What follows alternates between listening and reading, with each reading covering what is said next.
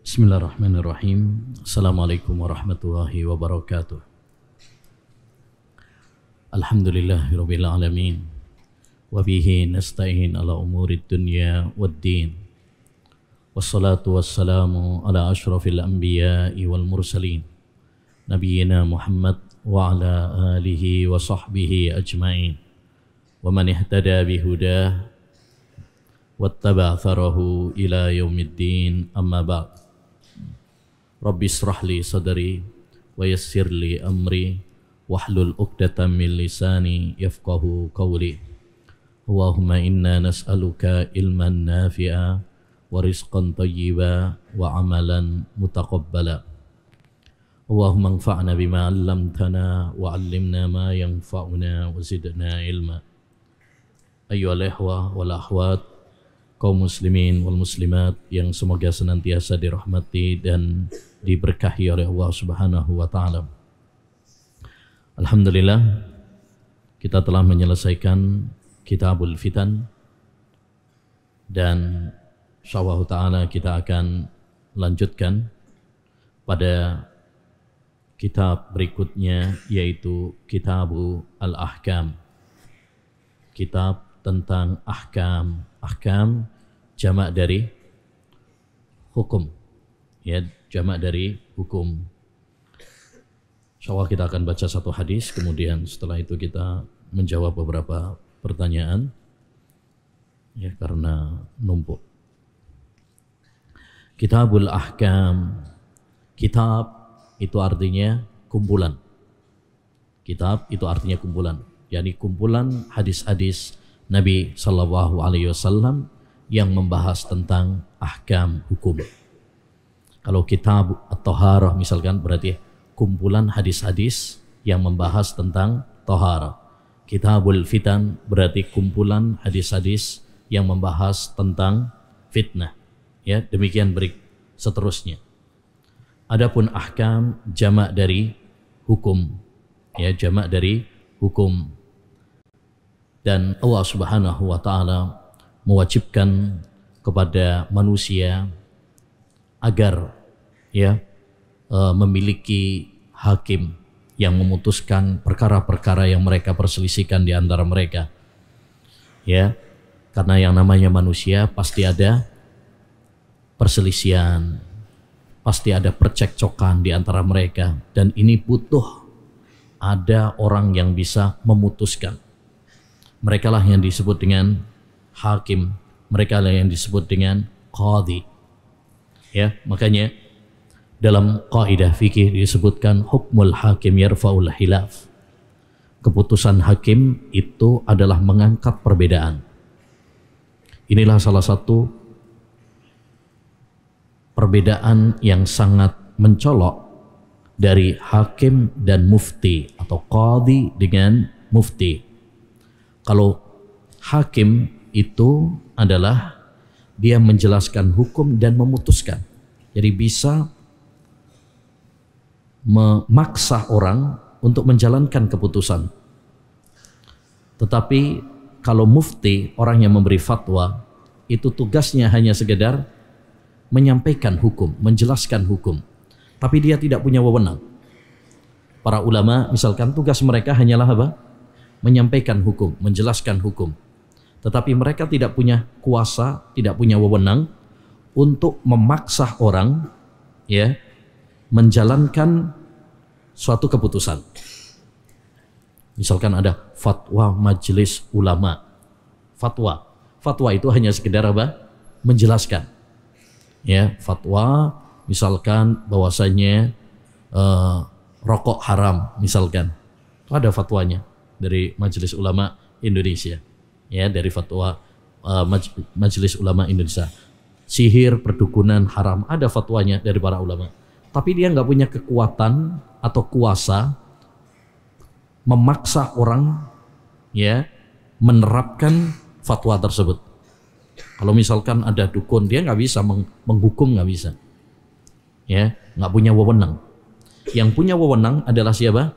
Hakim, pemimpin. Ya, pemimpin, qadhi, ya, hakim yang memutuskan permasalahan-permasalahan. Ya, adanya qadhi, adanya hakim, ya, diwajibkan oleh Allah Subhanahu wa taala untuk mewujudkan kemaslahatan manusia, menghilangkan pertikaian di antara mereka. Hanya para ulama sepakat bahwasanya suatu negara itu harus ada pemimpinnya dan harus ada qadhi, ya, yang memutuskan perselisihan-perselisihan di antara mereka.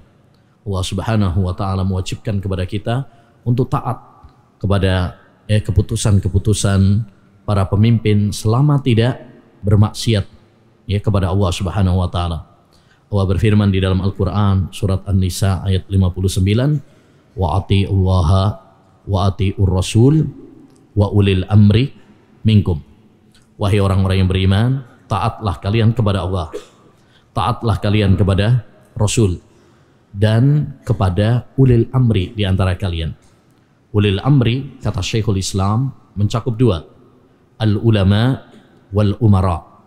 Al-ulama dalam masalah-masalah agama, wal umara dalam masalah-masalah kemaslahatan dunia.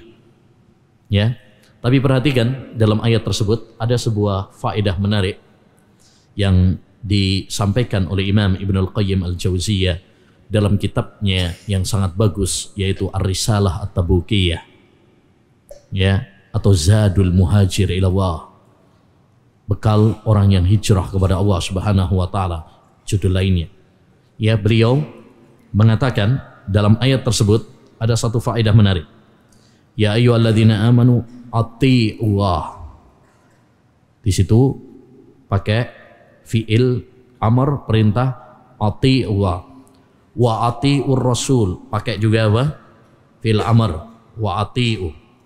Tapi ketika wa ulil amri enggak pakai wa atiu ulil amri, langsung apa? Wa ulil amri minkum. Ya ayyuhalladzina amanu atiullaha wa atiur rasulah, langsung wa ulil amri minkum, enggak pakai wa atiu ulil amri. Kenapa?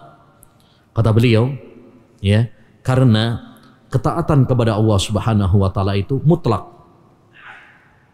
Ketaatan kepada Rasul mutlak. Enggak mungkin Allah dan Rasul memerintahkan suatu kemaksiatan. Itu tidak mungkin. Ya, berbeda dengan al-ulama ataupun umara, yaitu ulil amri, bisa jadi perintah mereka bertentangan dengan perintah Allah dan Rasul.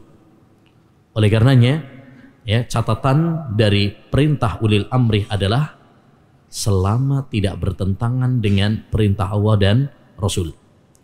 Jika ulil amri, baik ulama maupun umara, memberikan suatu perintah yang bertentangan dengan Allah dan Rasul, mana yang harus kita kedepankan? Perintah Allah dan Rasul.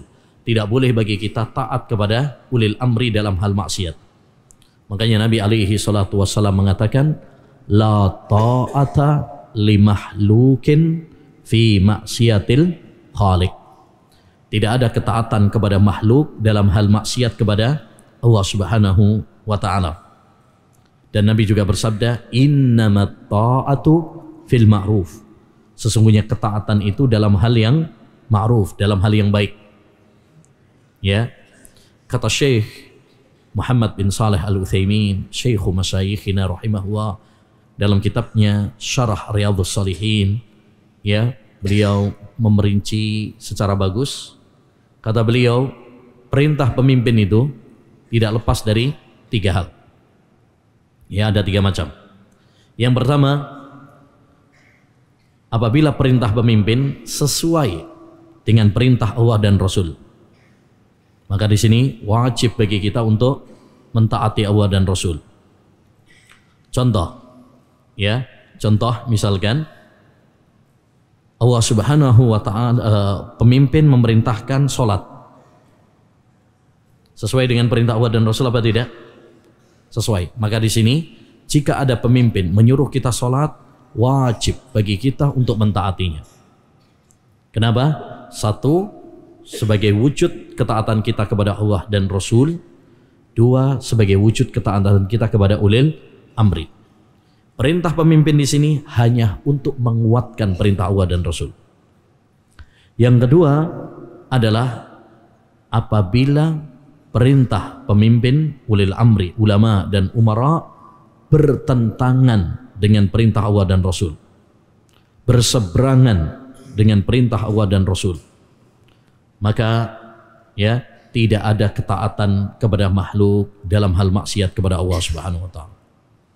Jika pemimpin misalkan ulil amri atau ulama memerintahkan untuk misalkan ya syirik misalkan, untuk tumbal misalkan atau kirim sesajen misalkan, tidak boleh untuk ditaati. Apapun alasannya, mungkin alasannya oh ini untuk menghidupkan kearifan lokal, budaya, tradisi, tidak boleh ditaati. Kenapa? Karena itu bertentangan dengan Allah dan Rasul. La ta'ata li makhlukin fi ma'siyatil khaliq. Tidak ada ketaatan kepada makhluk dalam hal maksiat kepada Allah Subhanahu wa taala. Kalau ada pemimpin misalkan ya menyuruh untuk kepada kaum muslimah misalkan untuk mencopot jilbab misalkan, tidak boleh untuk ditaati karena itu maksiat. Ya, termasuk dalam hal ini pada zaman Imam Ahmad bin Hanbal, ya saat itu pemimpinnya menginstruksikan, mendoktrinkan agar rakyat berpaham Al-Quran makhluk, paham Mu'tazilah. Ya, maka Al-Imam Al-Mubajjal Ahmad bin Hanbal rahimahullah dengan tegar tetap mengatakan Al-Quran kalamu wa ghairu makhluk. Kenapa?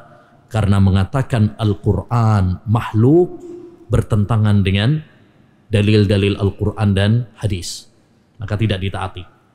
Padahal Imam Ahmad adalah orang yang sangat taat kepada pemimpin. Ya, orang yang sangat taat. Beliau menanamkan hal itu dalam kitab-kitabnya. Menanamkan hal itu dalam kitab-kitabnya. Bahkan ketika beliau di penjara, lalu ada orang-orang yang memprovokasi beliau. Wahai Imam, bagaimana pendapatmu kalau kita memberontak? Ya, pemimpin kita ini yang zalim. Kata beliau, ad-dima, ad-dima. Darah. Darah. Maksudnya jangan ada pertumpahan darah. Perhatikan hal itu. Taib. Kemudian yang ketiga adalah perintah pemimpin yang tidak ada perintahnya dalam Al-Quran dan hadis, tapi juga bukan maksiat. Jadi ada perintahnya enggak, maksiat juga enggak. Maksiat juga enggak. Seperti misalkan undang-undang peraturan pemerintah lalu lintas misalkan, ya ini tidak ada dalil yang memerintahkannya, tapi nggak ada dalil juga yang melarangnya. Tidak ada dalil juga yang melarangnya. Demikian juga peraturan pemerintah agar nikah pada zaman kita sekarang harus dicatat di KUA. Apakah ada anjurannya dalam Al-Quran ataupun hadis? Nggak ada. Dulu nggak ada pencatatan-pencatatan KUA. Tapi juga bukan maksiat. Apakah itu maksiat? Tidak. Ya, tidak juga. Justru itu membawa maslahat. Membawa maslahat. Oleh karenanya, para ulama mengatakan dalam poin yang ketiga ini harus ditaati. Harus ditaati. Jadi, ketaatan kepada pemimpin itu patokannya adalah selama bukan maksiat. Selama bukan maksiat. Baik pemimpin memerintahkan sebuah perintah yang ada dalilnya dalam Al-Quran dan hadis, atau ya perintah pemimpin tersebut nggak ada dalilnya tapi dia bukan maksiat, maka ini pun wajib untuk ditaati. Ya, wajib untuk ditaati. Jangan bilang mana dalilnya bahwasanya kita wajib taat kepada peraturan lalu lintas. Kan nggak ada dalilnya. Kita katakan betul nggak ada dalilnya, tapi nggak ada dalilnya juga yang melarang peraturan tersebut. Peraturan tersebut. Wal aslu fil asya al ibaha, dan hukum asal dalam masalah dunia itu adalah boleh. Yani boleh bagi pemimpin membuat peraturan-peraturan selama itu tidak bertentangan dengan syariat. Ya, bukankah di setiap pondok, sekolahan, perusahaan juga ada peraturan-peraturan? Maka selama peraturan tersebut tidak bertentangan dengan syariat, hukum asalnya adalah boleh. Ya, bukan ya hal yang diingkari. Taib. Kemudian beliau membawakan hadis dari Anas bin Malik. Anas bin Malik radhiyallahu anhu qala, dari sahabat Anas bin Malik, semoga Allah Subhanahu wa taala meridhoinya. Anas bin Malik, ya, Abu Hamzah, khadimi Rasulillah, pelayan Rasulullah sallallahu alaihi wasallam. Ya, beliau 10 tahun menjadi pelayan Rasulullah sallallahu alaihi wasallam, sehingga banyak meriwayatkan hadis dari Nabi alaihi salatu wasallam. Oleh karenanya Anas bin Malik termasuk al-mukthirina, ya, min riwayatil hadis, termasuk sahabat yang banyak meriwayatkan hadis. Ya, Abu Hurairah, kemudian sahabat siapa?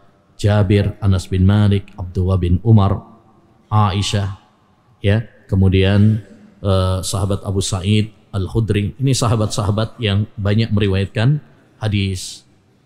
Beliau mengatakan qala Rasulullah sallallahu alaihi wasallam, Rasulullah SAW pernah bersabda, isma'u wa ati'u, mendengarlah, yakni dengarkan perintah pemimpin kalian, wa ati'u, dan taatlah.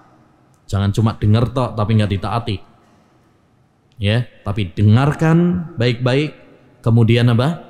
Taati. Yaitu dengan catatan selama tidak apa? Maksiat kepada Allah Subhanahu wa taala. Ya, ini perintah Nabi sallallahu alaihi wasallam. Dan kaidah usul fikih mengatakan al aslu fil amri lil wujub. Hukum asal perintah itu menunjukkan apa? Wajib. Dengan demikian, maka hukum asalnya, ya, taat kepada pemimpin dalam hal yang bukan maksiat, apa hukumnya? Wajib apa sunnah? Apa mubah? Wajib. Karena ini perintah. Isma'u wa ati'u. Bahkan ini adalah wasiat perpisahan Nabi alaihi salatu wassalam. Ya, dalam hadis perpisahan Nabi sallallahu alaihi wasallam dari Irbad bin Sariyah, beliau mengatakan, usikum bitaqwallahi was-sam'i wat ta'ah. Aku wasiatkan kepada kalian untuk mendengar dan taat kepada para pemimpin. Ya, usikum bitaqwa, aku wasiatkan kepada kalian bertakwa kepada Allah. Was-sam'i wat ta'ah, dan aku wasiatkan kepada kalian untuk mendengar dan taat kepada para pemimpin. Jadi ini wasiat Nabi alaihi salatu wassalam. Ya, maka hendaknya bagi kita untuk memperhatikan hadis-hadis seperti ini. Karena hadis-hadis seperti ini mutawatir, yang sayangnya banyak dilalaikan oleh orang-orang pada zaman kita sekarang, terutama ketika fitnah melanda, ya, atau ketika pemerintah memberikan keputusan-keputusan yang tidak sesuai dengan keinginan, ya, biasanya meluap emosi, biasanya kita terprovokasi untuk kemudian, ya, memberontak, ya, terprovokasi untuk menjelek-jelekkan para pemimpin. Maka hendaknya bagi kita untuk memperhatikan hadis ini. Ini perintah Nabi, ini wasiat Nabi alaihi salatu wassalam yang sangat sayang kepada kita. Kalau kita taat kepada beliau dalam masalah sholat, kalau kita taat kepada beliau dalam masalah haji, kalau kita taat kepada beliau dalam masalah jual beli, dalam masalah nikah, kenapa kita tidak taat beliau dalam masalah, ya, pemimpin, dalam masalah pemerintah? Ya, kita tidak boleh dalam beragama itu apa? Pilih-pilih. Agama itu bukan prasmanan yang kita ambil dan kita tinggalkan sesuka kita. Ya ayyuhalladzina amanu dkhulu fis silmi kafah. Wahai orang-orang yang beriman, masuklah kalian dalam agama Islam ini secara total. Kita harus totalitas, ya, dalam beragama Islam. Ya, ini penting karena ini prinsip, ya, ini akidah, ya, dan ini adalah ciri khas ahlus sunnah wal jamaah, berbeda dengan ahlul bid'ah dan para pengekor hawa nafsu. Ya, mereka, ya, menentang hadis-hadis seperti ini, ya, mereka melalaikan hadis-hadis seperti ini. Atau ada di antara mereka juga sebagian yang taat kepada para pemimpin bukan karena agama, bukan karena akidah, tetapi karena ambisi-ambisi kepada dunia, karena pencitraan, karena ya ada maunya terhadap para pemimpin ya politik. Ahlus sunnah tidak.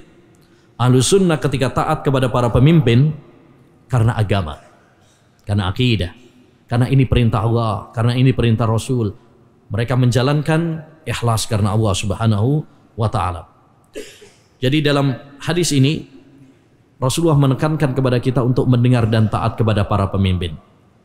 Wa inistu'mila alaikum abdun habasi.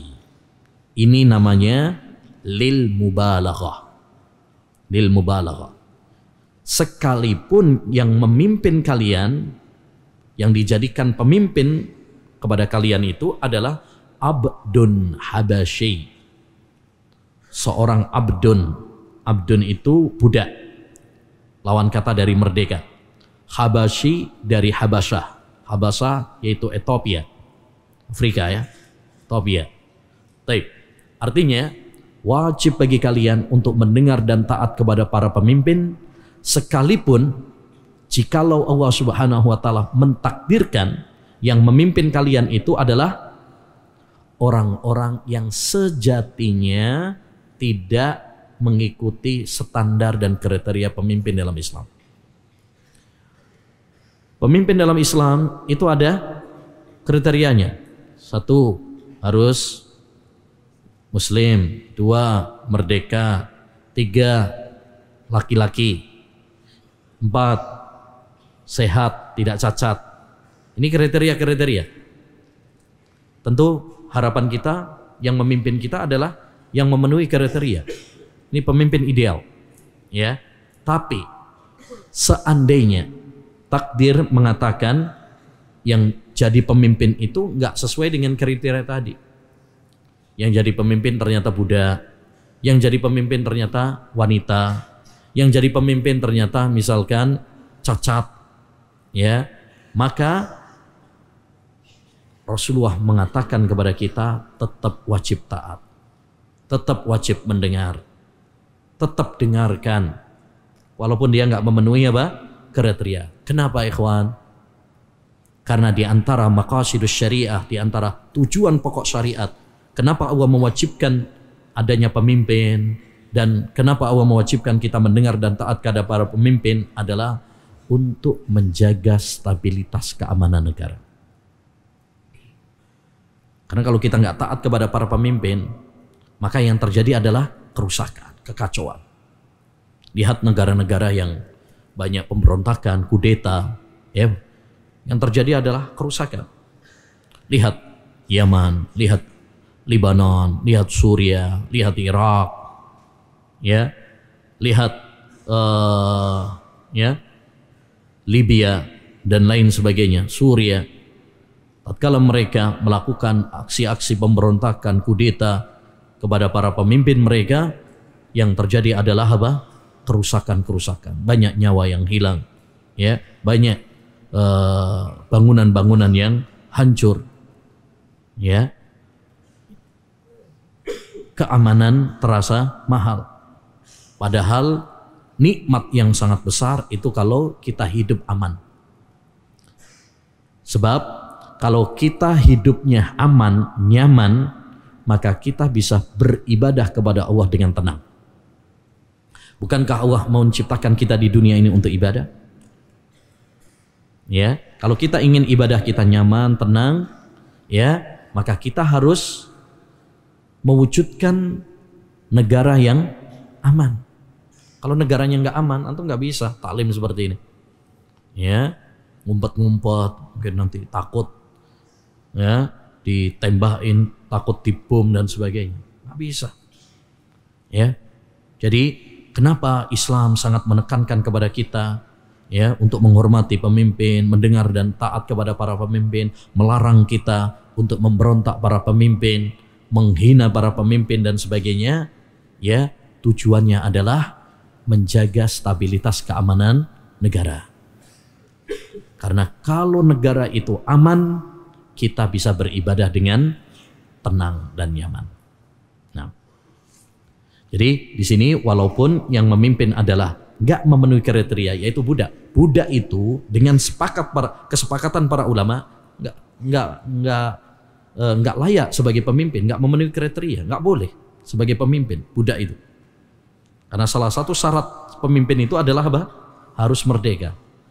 Tapi Nabi di sini lil mubalaghah. Walaupun ya seandainya yang memimpin kalian adalah budak, ya budaknya dari Habasyah Ethiopia yang orangnya hitam, ya rambutnya keriting, ya artinya biasanya dia dianggap rendah oleh manusia. Sekalipun demikian, wajib bagi kalian untuk mendengar dan taat demi tadi menjaga stabilitas keamanan negara agar kalian bisa beribadah kepada Allah dengan tenang dan nyaman.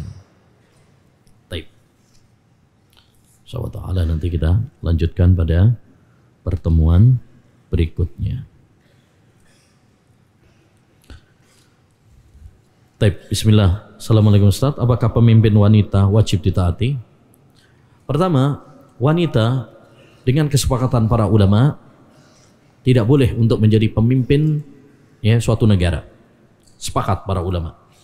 Seperti disebutkan oleh Al-Qurtubi, disebutkan oleh Imam Ibnu Hazm, ya, dan ulama-ulama yang lain.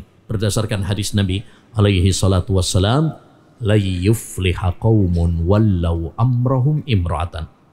Tidak akan berbahagia suatu kaum. Di situ kaumun nakirah. Ya, la yufliha nafi. Wan nakiratu fi siyakin nafi tufidul umum. Dan isim nakirah pada konteks nafi menunjukkan umum. Jadi kaum manapun tidak akan berbahagia kalau mereka menyerahkan kepemimpinan mereka kepada seorang wanita. Imro'atan juga nakirah. Siapapun wanita tersebut. Bahkan hadis ini dijadikan oleh sahabat Abu Bakrah sebagai dalil kenapa dia tidak ikut dengan Aisyah dalam perang ya Siffin. Kenapa? Karena ya perang Siffin dipimpin oleh Aisyah dan Aisyah adalah ya wanita. Kata beliau dalam perang Jamal, beliau tidak kata beliau, aku mengambil faedah dari hadis ini ya untuk tidak mengikuti Aisyah karena aku teringat dengan hadis Nabi sallallahu alaihi wasallam, la yufliha qaumun wallau amrahum imra'atan. Maksudnya kalau orang wanita sehebat Aisyah saja ya tidak disetujui oleh sahabat-sahabat sebagai pemimpin, apalagi wanita-wanita yang lainnya. Aisyah itu orang yang sangat berilmu, ya, wanita yang paling banyak meriwayatkan hadis itu Aisyah.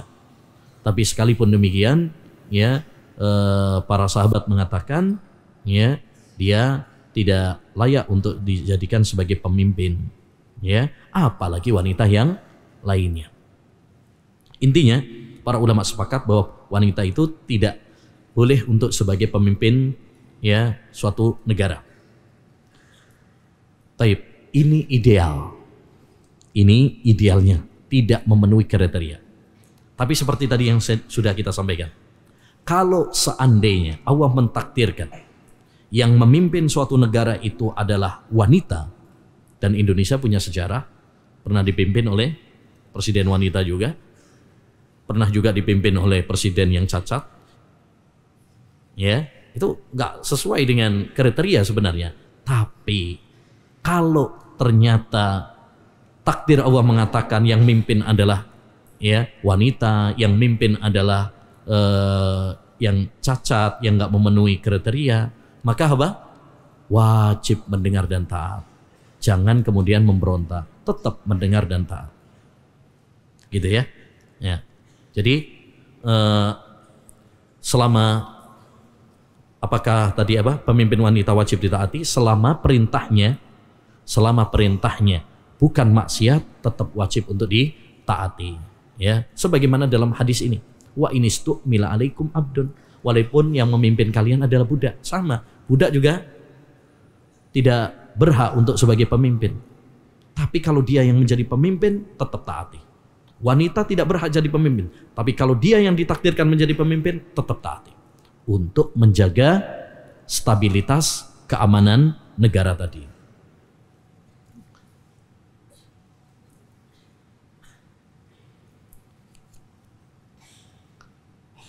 Assalamualaikum Ustaz, apa tanggapan Ustaz? Apa ini? Mengenai sahabat yang meminum darah bekam Nabi. Nah, hadisnya tidak sahih. Ya, hadisnya atau kisahnya ada seorang sahabat yang minum ya darah bekam Nabi SAW. Hadisnya tidak sahih, tidak bisa dijadikan sebagai hujjah. Bagaimana Ustaz, semoga diberi rezeki lancar. Amin. Insya Allah. Ya, tapi lebih bagus lagi kalau doanya untuk akhirat. Afwan mau nanya, bagaimana sikap terhadap orang yang rakus pada harta? Padahal sudah dinasehatkan tapi masih tetap seperti itu. Pertama, kalau antum memang niatnya adalah nasihat, tugas antum cuma menyampaikan. Ya, tugas antum, target antum hanya menyampaikan. Jangan melampaui target ini. Artinya, jangan antum punya target orang tersebut wajib dan harus menerima nasihat antum. Ya, para rasul saja kata Allah Subhanahu Wa Taala, wa ma 'alar rasuli illal balagh. Tidak ada kewajiban bagi para rasul kecuali hanya menyampaikan. Jadi tugas antum cuma menyampaikan. Tugas antum cuma memberikan nasihat tersebut. Adapun masalah ya orang tersebut nerima atau tidak, serahkan kepada Allah Subhanahu wa taala. Kewajiban kita hanya memberikan hidayatul irsyad. Adapun hidayatul taufik itu wilayah Allah Subhanahu wa taala. Nabi saja nggak bisa memberikan hidayat taufik kepada pamannya Abu Talib. Innaka la tahdi man ahbabta walakinna Allaha yahdi man yasha. Ya, sesungguhnya Allah Subhanahu wa taala, sesungguhnya kamu wahai Muhammad tidak bisa memberikan hidayah, yakni hidayah taufik kepada orang yang kamu cintai, yaitu Abu Talib. Tetapi Allah memberikan hidayah kepada siapapun yang dia kehendaki. Jadi ikhwan, target kita dalam dakwah, dalam memberi nasihat itu hanya menyampaikan dengan cara yang baik, ya. Adapun menerima tidaknya itu antum serahkan kepada Allah. Banyak doa supaya Allah membukakan hatinya untuk menerima, ya. Jangan pernah bosan dalam memberikan nasihat. Mungkin hari ini dia tidak menerima, tapi siapa tahu besok, minggu depan, bulan depan, tahun depan, atau nunggu antum mati dulu baru nerima. Bisa jadi. Ada orang mendapatkan hidayah taufik itu setelah orang yang memberikan nasihat meninggal duluan, baru dia menerima. Yang penting tugas kita adalah menyampaikan. Taib. Apakah boleh mengatakan memberi gelar qabbahahwa kepada Hajjaj bin Yusuf, pemimpin yang sangat zalim? Sikap kita kepada Hajjaj bin Yusuf seperti yang dilakukan oleh Imam Az-Zahabi dalam Syiar A'lamin Nubala. Kita membencinya. Ya, kita membencinya karena Allah Subhanahu wa taala. Ya, tetapi urusan di akhirat kita serahkan kepada siapa? Kepada Allah Subhanahu wa taala. Kita tidak bisa memastikan bahwasanya dia adalah penduduk neraka, karena bagaimanapun pemimpin itu ikhwan banyak kebaikannya tapi juga banyak dosanya. Hajjaj ya bin Yusuf As-Saqafi pemimpin yang zalim, ya, pemimpin yang zalim, tidak ragu lagi.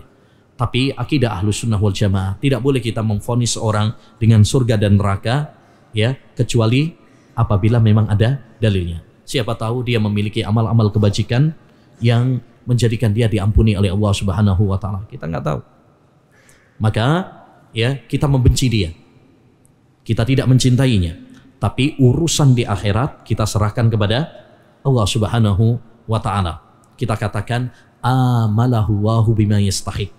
Semoga Allah Subhanahu wa taala membalasnya ya dengan yang pas dan berhak untuk dia.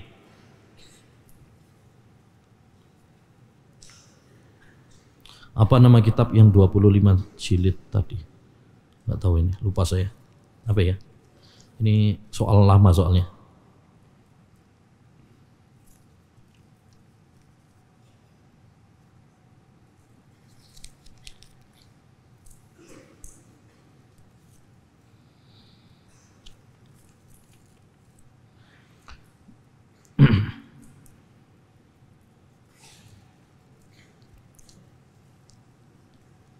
Bagaimana dengan orang yang masuk ke ranah politik dengan tujuan membela Islam? Masya Allah. Nah, antum fokus belajar, nggak usah mikirin politik tuh, ya, nggak usah mikirin politik, ya, mikirin belajar. Politik ya ikhwan ada dua macam, politik syar'i dan politik ya yang tidak syar'i. Politik syar'i ini yang tugas kita, yaitu untuk mempelajarinya. Untuk sibuk belajar politik syar'i dulu. Itu yang paling penting. Para ulama kita menulis kitab-kitab siasah syar'iyah seperti Syekhul Islam Taimiyah, Al-Mawardi, misalkan Imam Ibnu Abi Ya'la ya menulis buku-buku tentang siasah syar'iyah. Adapun ya siasah atau politik yang tidak syar'i, dan ini yang paling banyak berlaku pada zaman kita sekarang, maka antum jangan terjebur di dalamnya. Salah satu nasihat yang sangat bagus dari Syekh Al-Albani rahimahullah, beliau mengatakan minas siyasatil yaum tarkus siyasah. Termasuk politik syar'i pada zaman sekarang ini adalah meninggalkan politik. Termasuk politik syar'i pada zaman sekarang adalah apa?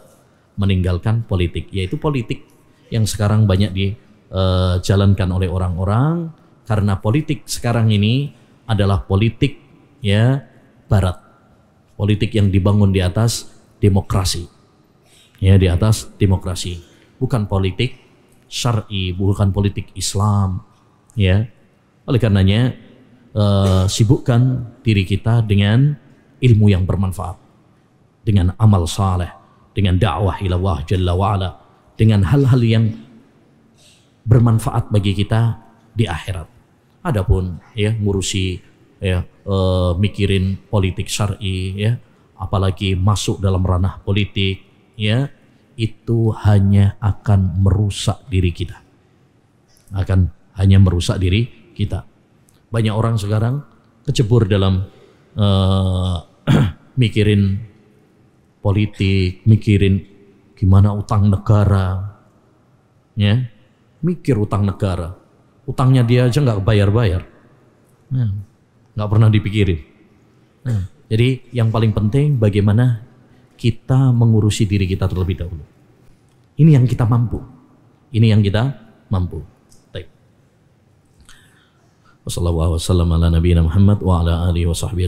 Wassalamualaikum warahmatullahi wabarakatuh.